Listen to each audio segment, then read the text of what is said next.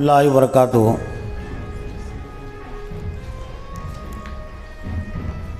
اعوذ باللہ من الشیطان الرجیم، بسم اللہ الرحمن الرحیم۔ لہ معقبات من بین یدیہ ومن خلفہ یحفظونہ من امر اللہ، ان اللہ لا یغیر ما بقوم حتی یغیروا ما بانفسہم، وَإِذَا أَرَادَ اللَّهُ بِقَوْمٍ سُوءًا فَلَا مَرَدَّ لَهُ وَمَا لَهُم مِّن دُونِهِ مِن وَالٍ۔ صدق اللہ العظیم۔ محترم اساتذہ اکرام اور عزیز طلبہ، اور آج کی اس ہفتے واری اجتماع کے ایک طرح سے ہمارے مہمان مدرس اور مربی میرے رفیق محترم علی یار خان صاحب ابھی آپ کے سامنے قرآن مجید کے سورہ رعد کی ایک آیت نمبر 11 تلاوت کی گئی۔ پاروں کی ترتیب اور تقسیم کے لحاظ سے یہ 13ویں پارے کی آیت ہے۔ اس آیت میں اللہ تعالیٰ نے 5 اہم باتیں تمام انسانوں کی ہدایت کے لیے اور خاص طور سے اہل ایمان کی ہدایت کے لیے بیان کی ہے۔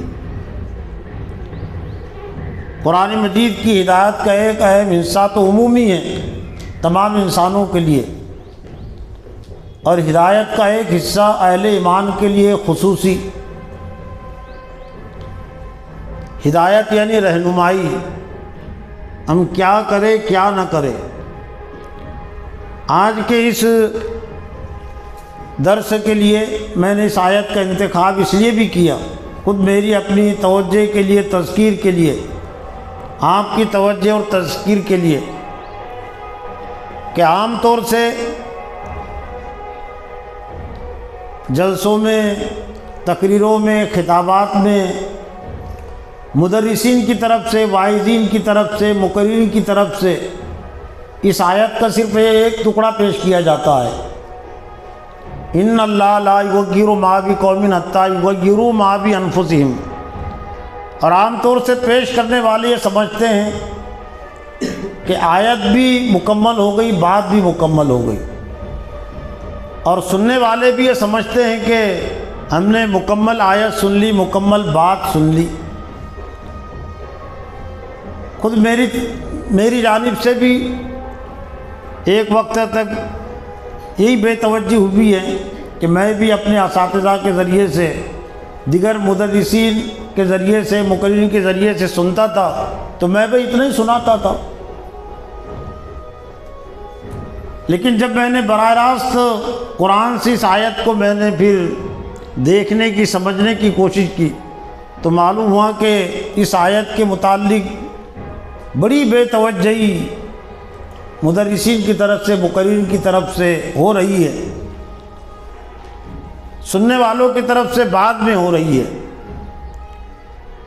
اس لیے میں اس آیت کے درس کے حوالے سے زیادہ تر اس آیت کو میں پیش کرتا ہوں، خود اپنے آپ پر بھی اور سامعین کے سامنے بھی، تاکہ وہ جو کوتاہی ہوئی ہے اس کی تلافی بھی ہو جائے۔ اس آیت کا جو سیاق اور سباق ہے وہ آیت نمبر 7 میں اس سورت کی، انما انت منذر لکل قوم ہاد، حضرت صلی اللہ علیہ وسلم کو خطاب کر کے اللہ نے فرمایا کہ بے شک ہم نے آپ کو ڈرانے والا بنا کر بھیجا ہے، اور ہر قوم کے لیے ہم نے ایک ہادی رہنما بنایا ہے۔ لیکن جو بھی اللہ سے ڈرانے کا کام کرے گا، جو بھی اپنے طرف لوگوں کو بلائے گا، تو اس دنیا میں جن کے پاس طاقت اور قوت ہے، جن کے پاس حکومت ہے، وہ اس بات کو پسند نہیں کریں گے کہ لوگ ہمارے علاوہ کسی اور سے ڈرے، اس لیے کہ عام طور سے طاقتوروں کی یہ نفسیات ہوتی ہے، یہ سوچ ہوتی ہے کہ لوگوں نے ان سے زیادہ ڈرنا۔ آج بھی جن کے پاس حکومتیں ہیں، طاقت اور قوت ہے، تو وہی سمجھتے ہیں کہ لوگوں نے ہم سے ڈرنا۔ عالمی سطح پر ٹرمپ جو امریکہ کا صدر ہے، حالانکہ اس کے پاس جو طاقت اور قوت ہے وہ تھوڑی طاقت اور قوت ہے، اللہ کے مقابلے میں تو کچھ بھی نہیں ہے، لیکن دنیا والوں کے مقابلے میں بھی بہت زیادہ بڑی طاقت اور قوت نہیں ہے۔ لیکن اس کی بھی کوشش یہی ہے کہ لوگوں نے حکومتوں نے امریکہ سے، ٹرمپ سے ڈرنا چاہیے۔ بھارت کے سطح پر بی جے پی کے پاس، آر ایس ایس کے پاس، مودی اور یوگی کے پاس تھوڑی سی طاقت اور قوت ہے، تو ان کی بھی یہ خواہش ہے کہ ہندوستان میں، بھارت میں جتنے لوگ بستے ہیں سب ان سے ڈرے۔ تو اللہ تعالیٰ نے قرآن مجید کے ذریعے سے ہر چیز کی رہنمائی کی ہے کہ اب جب تم اللہ سے ڈرانے کا کام انجام دو گے، اللہ کی طرف تم بلاؤ گے، تو ظاہر بات ہے حکومتیں اور دنیا کے سربراہان تمہیں ڈرائیں گے، وہ اپنے طرف بلائیں گے۔ تو اللہ تعالیٰ نے اس آیت میں اس کا حل پیش کیا، اور جو طاقتور اور سرداران جو ڈرانے کا کام کرتے ہیں، تو اللہ تعالیٰ نے اس کا توڑ اس میں پیش کیا۔ لَهُ مُعَقِّبَاتٌ مِّن بَيْنِ يَدَيْهِ وَمِن خَلْفِهِ۔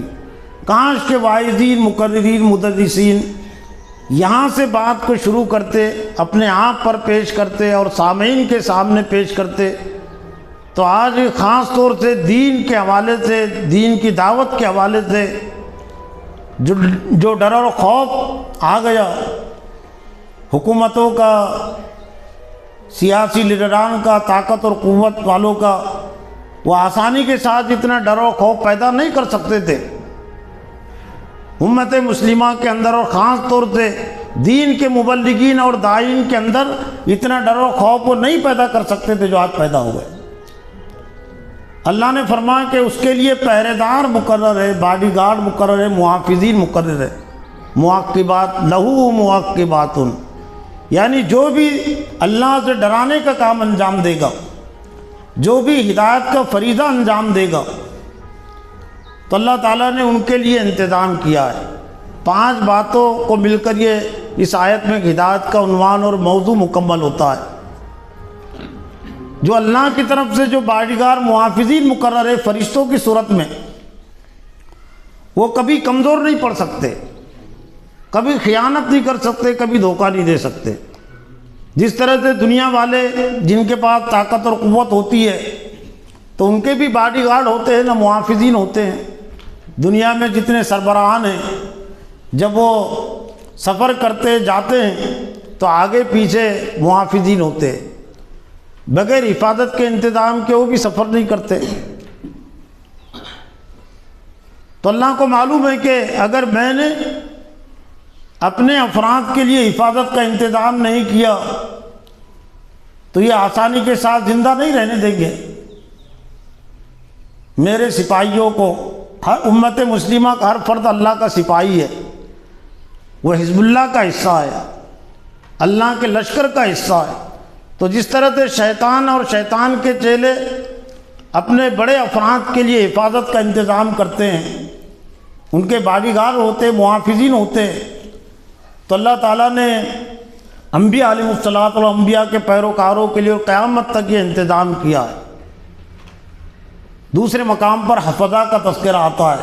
فرشتوں کی ایک جو قسم ہے وہ ہے حفظہ، ایک ہے کرامن کاتبین جو لکھنے پر مامور ہے، لیکن حفظہ جو حفاظت کرنے پر مامور ہے۔ شہادتیں اپنی جگہ پر ہوئی اور ہوتی ہے اور قیامت تو ہوتے رہیں گی، وہ حفاظت کے خلاف نہیں ہے، وہ بھی ایک طرح سے حفاظت ہی کا ایک حصہ ہے۔ اور حفاظت میں اصل جو ہے وہ ایمان کی حفاظت ہے، جان کی حفاظت، یہ آگے چھوٹی چیز ہے یہ، لیکن ایمان کی حفاظت بھی اللہ کی اطاعت اور فرما برداری سے ہوتی ہے۔ باطل پرستوں کے ڈر و خوف کی صورت میں ایمان کی حفاظت نہیں ہوتی، جان کی حفاظت بھی نہیں ہوتی۔ تو انبیاء علیہ السلام کی پوری تاریخ ایک طرح سے اس آیت پر صادق آتی ہے۔ حضرت نوح علیہ السلام 950 سال تک سرداران قوم کی دشمنی مخالفت بول لیتے رہے، تو اگر قوم قتل کر دیتی تو شہید ہی ہوتے، لیکن 950 سال کی مدت میں بھی قوم قتل کرنے پر قادر نہیں ہو سکی۔ اور کتنی شدید دشمنی مخالفت قوم کی تھی، سرداروں کی تھی۔ سورہ نوح میں اللہ تعالیٰ نے حضرت نوح علیہ السلام کا وہ تبصرہ جو ایک طرح سے آخری دور کا تبصرہ ہے کہ حضرت نوح علیہ السلام اللہ کے سامنے پیش کرتے ہیں، وَإِنِّي كُلَّمَا دَعَوْتُهُمْ لِتَغْفِرَ لَهُمْ جَعَلُوا أَصَابِعَهُمْ فِي آذَانِهِمْ، اے اللہ تعالیٰ میں نے جب بھی ان کو بلایا تیری طرف کہ تو ان کو معاف کرے تو انہوں نے اپنی انگلیوں کو کانوں میں ڈال لیا، وَاسْتَغْشَوْا ثِيَابَهُمْ، اور اپنے آنکھوں پر کپڑے ڈال لیے۔ اتنی نفرت کہ نوح علیہ السلام اگر بات کر رہے ہیں تو کانوں میں انگلیاں ڈال لی، نوح علیہ السلام سامنے سے گزر رہے ہیں تو آنکھوں پر کپڑے ڈال لیے، منہ پر چہرے، پھر قتل کیوں نہیں کیے؟ ناممکن ہے۔ نوح علیہ السلام اور قوم کو تو ہاتھ اور ہتھیار اٹھانے کی اجازت نہیں تھی اللہ کی طرف سے، آخر تک بھی افرادی طاقت اور قوت، وہ تو آخر تک بھی 82-83 افراد ہی ہو سکے، 100 کے اندر تھی ایمان والوں کی تعداد۔ وہ قتل کرنے والوں سے تو انتقام تو نہیں لے سکتے تھے نا نوح علیہ السلام اور نوح علیہ السلام کے ماننے والے، لیکن یہ ہے لہو معقبات من بین یدیہ ومن خلفہ، اس کے لیے پہرے دار مقرر ہے، باڈی گارڈ مقرر ہے۔ یحفظونہ من امر اللہ، اللہ کے حکم سے اس کی حفاظت کرتے ہیں۔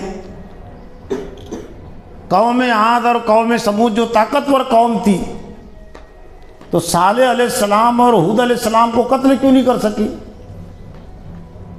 صالح علیہ السلام اور ہود علیہ السلام کے پاس تو کوئی لڑنے کی طاقت اور قوت بھی نہیں تھی، اپنے بچاؤ کی کوئی طاقت اور قوت بھی نہیں تھی، لیکن قرآن کی تاریخ یہ بتاتی ہے کہ نوح علیہ السلام نے اپنی آنکھوں سے قوم کے غرق ہونے کے منظر کو دیکھا ہے۔ اللہ نے دکھایا ہے ان کی قوم کے غرق ہونے کا منظر، بغیر لڑے ہوئے اتمام حجت کا فریضہ انہوں نے ادا کر دیا تھا۔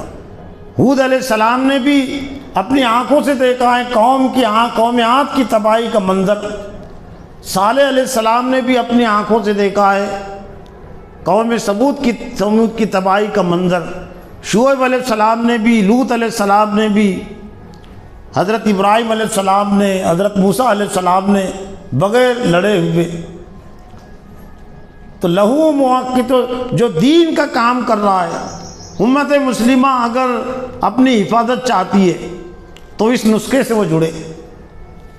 لہو موقع، اللہ کے دین کی تبلیغ سے شہادتیں بہت کم ہوتی ہے، ماضی میں بھی کم ہوئی، ہلاکتیں زیادہ ہوتی ہے۔ دین کو چھوڑنے کے نتیجے میں ہلاکتیں زیادہ ہوتی ہے، موتیں زیادہ ہوتی ہے، اور دین کو جو پکڑتے ہیں، اللہ سے ڈرانے کا فریضہ جو انجام دیتے ہیں، تو دعا کرنے کے بعد بھی، شہادت کی دعا کرنے کے بعد بھی ان کی شہادت نہیں ہوتی۔ خود حضور صلی اللہ علیہ وسلم ہی کو لے لیجئے، حضور صلی اللہ علیہ وسلم کی ایک اہم دعا جو حدیث میں ہے، والذی نفسی بیدی لوددت ان اقتل فی سبیل اللہ ثم احیا ثم اقتل ثم احیا ثم اقتل، قسم ہے اس ذات کی جس کے ہاتھ میں میری جان ہے، میں چاہتا ہوں کہ اللہ کے راہ میں قتل کر دیا جاؤں، پھر زندہ کیا جاؤں، پھر قتل کیا جاؤں، پھر زندہ کیا جاؤں، پھر قتل کیا جاؤں۔ 4 مرتبہ ہے، 4 مرتبہ۔ شہادت کا اجر ثواب تو اللہ کے رسول کو مل گیا، اللہ کی راہ میں قتل ہونے کی دعا بھی تھی آپ کی، عرض اور تمنا تھی، تو ایک نہیں کئی مرتبہ جتنی جنگیں ہوتی تھی ہر جنگ میں شہید ہونے کی آرزو اور تمنا ہوتی تھی. 27 جنگوں میں خود بنفس نفیس آپ شریک رہے. دھوکے سے قتل کرنے کی آپ کو کوشش کی گئی, دھوکے زہر دے کر قتل کرنے کی کوشش کی گئی, لیکن اللہ کے رسول کی موت بستر پر ہوئی ہے, حجرے میں ہوئی ہے موت. کیوں؟ اجر ثواب تو اللہ تعالیٰ نے دے دیا, آپ کے اللہ کے راہ میں قتل ہونے کی دعا تھی, لیکن موت بستر پر ہوئی ہے. ہر ایک کو وہ میدان جنگ کی موت نصیب نہیں ہوتی. حضرت خالد بن ولید 300 جنگوں میں ان کی شرکت رہی ہے اسلام قبول کرنے کے بعد. ہر جنگ میں اللہ کے راہ میں شہید ہونے کی آرزو اور تمنا ہوتی تھی, تو 300 شہادتوں کا اجر ثواب تو مل گیا. انما الاعمال بالنیات, اعمال کا دار و مدار نیت پر ہے, لیکن موت ان کی بستر پر ہوئی ہے. اور یہ صرف یہ چند شخصیات پوری تاریخ بھری پڑی ہے. موجودہ دور میں بھی مولانا مودودی رحمۃ اللہ علیہ کا نام آپ نے سنا ہوگا.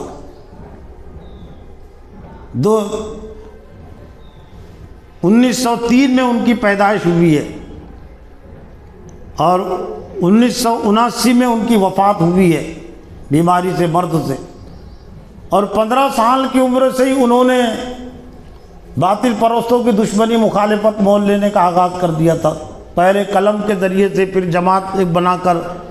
تو کمیونزم کے خلاف انہوں نے لکھا, جس کی حکومت تھی دنیا میں, بڑی طاقت اور قوت تھی. کمیونزم اب ذرا کمزور ہو گیا.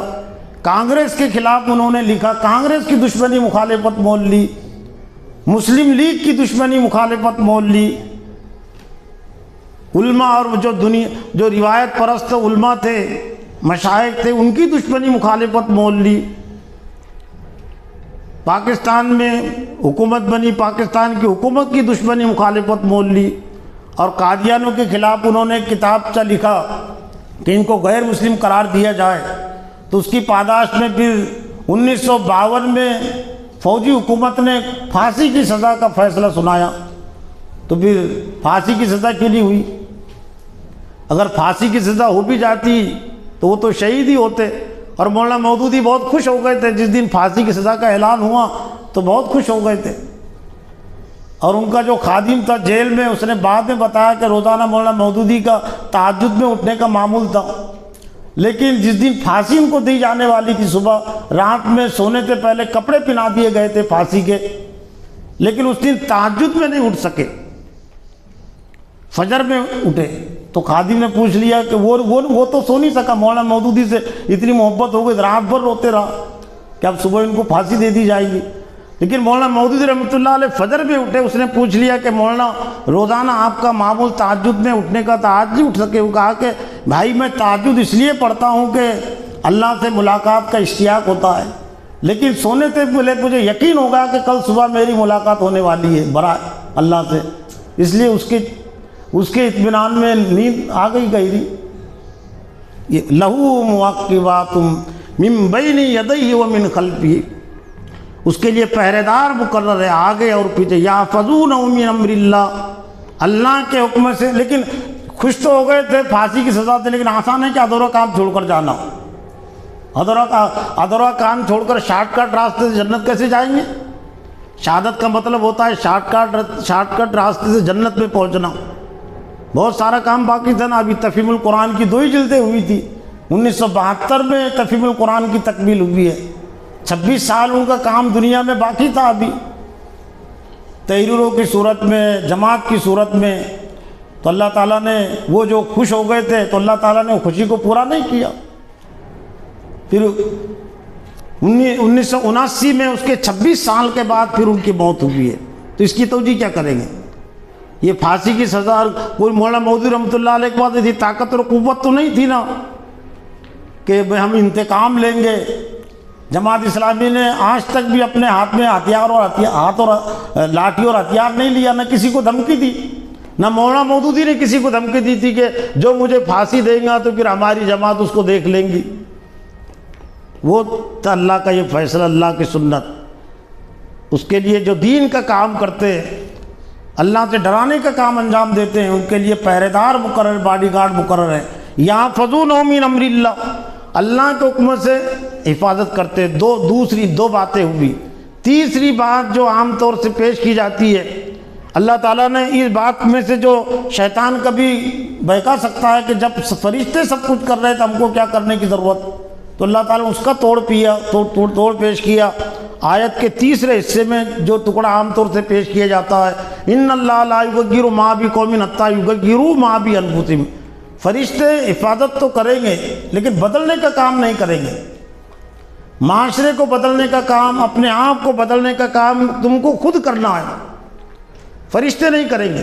فرشتے حفاظت کریں گے لیکن تبدیلی کا جو کام ہے تو تم کو خود انجام دینا ہے۔ لیکن اس کے بعد کوئی یہ نہ سمجھے کہ میں اگر اپنے آپ کو نہ بدلوں تو کچھ ہونے والا نہیں ہے۔ اس سے متصل ہے وہ آیت کا حصہ، وَإِذَا أَرَادَ اللَّهُ بِقَوْمٍ سُوءًا فَلَا مَرَدَّ لَهُ۔ صاحب اس کا مطلب یہ ہے کہ ان اللہ لا یغیر ما بقوم حتی یغیروا ما بانفسہم کا ایک طرح سے اللہ نے یہاں جواب دیا ہے کہ جو قوم اپنے آپ کو بدلنے کی کوشش نہیں کرتی، موقع دینے کے بعد، مہلت دینے کے بعد، تو پھر اللہ تعالیٰ اس کو بدلنے کا فیصلہ کر لیتا ہے۔ اللہ تعالیٰ دنیا کو، زمین کو اس سے پاک کرنے کا فیصلہ کر لیتا ہے۔ وَإِذَا أَرَادَ اللَّهُ بِقَوْمٍ سُوءًا فَلَا مَرَدَّ لَهُ۔ اور جب اللہ کسی قوم کو عذاب دینے کا، ہلاک کرنے کا فیصلہ کر لیتا ہے تو کوئی طاقت اور قوت آڑے نہیں آ سکتی۔ گزشتہ زمانے کی نافرمان قوموں پر بھی اس کا پورا اطلاق ہوتا ہے کہ نوح علیہ السلام کی قوم نے اپنے آپ کو بدلنے کا فیصلہ نہیں کیا تو اللہ تعالیٰ نے پھر عذاب دینے کا فیصلہ کر لیا۔ صالح علیہ السلام، ہود علیہ السلام، شعیب علیہ السلام، لوط علیہ السلام، حضرت عیسیٰ علیہ السلام، حضرت موسیٰ علیہ السلام، جن کی طرف بھیجے گئے تھے، ان قوموں نے اپنے آپ کو بدلنے کا فیصلہ نہیں کیا۔ مشرکین مکہ نے اپنے آپ کو بدلنے کا فیصلہ نہیں کیا تو پھر اللہ تعالیٰ نے ان کے لیے جنگ بدر سے عذاب کا سلسلہ شروع کر دیا۔ اس کے بعد بھی ایک لمبی تاریخ ہے۔ بنو امیہ نے اپنے آپ کو بدلنے کا فیصلہ نہیں کیا تو اللہ تعالیٰ نے پھر بنو عباسیہ کے ذریعے سے ان کو مزہ چکھایا۔ بنو عباسیہ نے 500 سالہ اقتدار ملنے کے بعد اپنے آپ کو بدلنے کا فیصلہ نہیں کیا تو اللہ تعالیٰ نے پھر تاتاریوں کے ذریعے سے سزا دینے کا فیصلہ کر لیا۔ وَإِذَا أَرَادَ اللَّهُ بِقَوْمٍ سُوءًا فَلَا مَرَدَّ لَهُ۔ جب اللہ کسی قوم کو عذاب دینے کا، ہلاک کرنے کا فیصلہ کر لیتا ہے تو کوئی طاقت اور قوت آڑے نہیں آ سکتی۔ بھارت میں، ہندوستان میں مسلمانوں نے ماضی میں اپنے آپ کو بدلنے کا فیصلہ نہیں کیا۔ یہ مغلیہ سلطنت میں اللہ نے جو موقع دیا تھا مغلیہ سلطنت کو، تو اس نے اپنے آپ کو بدلنے کا فیصلہ نہیں کیا تو پھر اللہ تعالیٰ نے پھر دوسری قوموں کے ذریعے سے ان کو سزا دی۔ یہ نظام، یہ دکن میں مسلم حکومت نے، نظام حکومت نے اپنے آپ کو بدلنے کا فیصلہ نہیں کیا تو پھر اللہ تعالیٰ نے دوسری قوموں کے ذریعے سے عذاب دینے کا فیصلہ کر لیا۔ اللہ کے عذاب کی 3 صورتیں، 3 قسمیں اللہ تعالیٰ نے سورہ انعام کی آیت نمبر 65 میں بیان کی ہے۔ تو وہ قومیں جو اللہ کا انکار کرتی ہیں تو عذاب کی جو 2 صورتیں اللہ تعالیٰ نے پہلے بیان کی، ان کے ذریعے سے اللہ عذاب دیتا ہے۔ اور ایک عذاب کی ایک صورت یہ بھی ہے کہ ایک قوم کو اللہ تعالیٰ دوسری قوم کے خلاف بھڑکا دیتا ہے۔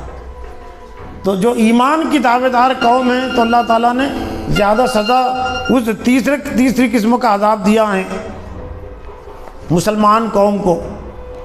جو آیت ہے سورہ انعام کی آیت نمبر 65 میں اللہ نے عذاب کی 3 قسمیں بیان کی ہے۔ قُلْ هُوَ الْقَادِرُ عَلَىٰ أَن يَبْعَثَ عَلَيْكُمْ عَذَابًا مِّن فَوْقِكُمْ أَوْ مِن تَحْتِ أَرْجُلِكُمْ أَوْ يَلْبِسَكُمْ شِيَعًا وَيُذِيقَ بَعْضَكُمْ بَأْسَ بَعْضٍ انظُرْ كَيْفَ نُصَرِّفُ الْآيَاتِ لَعَلَّهُمْ يَفْقَهُونَ۔ کہہ دیجئے کہ اللہ تعالیٰ اس پر قادر ہے کہ تم پر عذاب کو بھیجے تمہارے اوپر سے یا تمہارے نیچے سے۔ اوپر سے عذاب کا مطلب یہ کہ طوفان کے ذریعے سے، بارش کے ذریعے سے، آسمانی بجلی کے ذریعے سے، کڑاکے کے ذریعے سے اللہ تعالیٰ تم کو عذاب دے، یا پھر تمہارے نیچے سے زلزلے کے ذریعے سے، زمینی حادثات اور زمینی عذابات۔ اور عذاب کی تیسری قسم او یلبسکم شیعا، یا تم کو آپس میں بانٹ دے اور ایک قوم کو تمہارے خلاف بھڑکا دے۔ وَيُذِيقَ بَعْضَكُمْ بَعْضَ بَعْض، اور بعض کو بعض کے ذریعے سے لڑائی کا مزہ چکھائے۔ دیکھیے کہ اللہ تعالیٰ اپنی آیت کیسے بیان کرتا ہے تاکہ تم سمجھو۔ تو یہ اوپر کا جو عذاب ہے، نیچے کا جو عذاب ہے، زلزلوں کا عذاب، بارش کا، دھماکوں کا عذاب، اللہ تعالیٰ نے ان قوموں کو دیا ہے جنہوں نے اللہ کا انکار کیا۔ لیکن جنہوں نے اللہ کو مانا اور پھر اللہ کی تعلیمات پر عمل نہیں کیا تو اللہ نے یہ تیسری قسم کا عذاب دیا ہے۔ بنی اسرائیل ہم سے پہلے کی مسلمان قوم تھی، اللہ کو ماننے کی دعوے دار، لیکن اس نے احکام پر عمل نہیں کیا تو اللہ نے پھر جالوت کے ذریعے سے، فرعون کے ذریعے سے، بخت نصر کے ذریعے سے عذاب دیا۔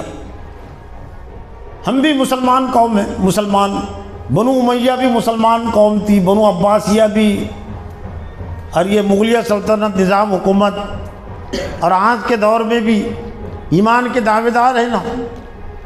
تو پھر اللہ تعالیٰ نے انگریزوں کے ذریعے سے، کبھی سکھوں کے ذریعے سے، کبھی مراٹھوں کے ذریعے سے عذاب دیا بھارت کی امت مسلمہ کو۔ آج بھی اللہ تعالیٰ نے ہمارے خلاف جو بھڑکا دیا RSS کو، بجرنگ دل کو اور مشرک قوموں کو، یہ تیسری قسم کا عذاب ہے۔ او یلبسکم شیئا ویذیق بعضکم بعض بعض، اس لیے کہ ہم نے اللہ کو مانا لیکن اللہ کی تعلیمات پر ہم نے عمل نہیں کیا، اپنی ذمہ داریوں کو ہم نے پورا نہیں کیا۔ تو وَإِذَا أَرَادَ اللَّهُ بِقَوْمٍ سُوءًا فَلَا مَرَدَّ لَهُ، جب اللہ تعالیٰ کسی قوم کو عذاب دینے کا فیصلہ کر لیتا ہے تو کوئی طاقت اور قوت آڑے نہیں آ سکتی۔ اور آخری بات، پانچویں بات اس آیت میں کہ ان کے لیے وَمَا لَهُم مِّن دُونِ مِّن وَالٍ، ان کے لیے یعنی اہل ایمان کے لیے، قوموں کے لیے اللہ کے علاوہ کوئی والی اور مددگار نہیں ہے، لیکن اللہ تعالیٰ انہی کی مدد کرتا ہے جو اللہ کے دین کی مدد کرتے ہیں۔ جیسے سورہ محمد میں اللہ نے فرمایا کہ یا ایھا الذین آمنوا ان تنصروا اللہ ینصرکم ویثبت اقدامکم، اے ایمان والو اگر تم نے اللہ کی مدد کی تو وہ تمہاری مدد کرے گا اور تمہارے قدموں کو جما دے گا۔ تو آج ویسے ہر وقت مسلمان کے لیے اللہ کی مدد کی ضرورت ہے، اللہ کی مدد کے بغیر ہم کچھ بھی نہیں کر سکتے، لیکن اللہ کی مدد کی جو اللہ نے شرط لگائی ہے، اللہ کے دین کی مدد، تم اللہ کے دین کی مدد کرنے کے لیے اپنے آپ کو ہم آمادہ کریں، تیار رہے، تو اللہ تعالیٰ کی مدد نصرت ہمیں ہمارے شامل حال ہوگی۔ اللہ تعالیٰ سے دعا ہے کہ اللہ تعالیٰ مجھے اور آپ کو اس آیت کے پیغام کو سمجھنے، اس پر عمل کرنے، دوسروں تک پہنچانے کی توفیق عطا فرمائے۔ وآخر دعوانا ان الحمد للہ رب العالمین۔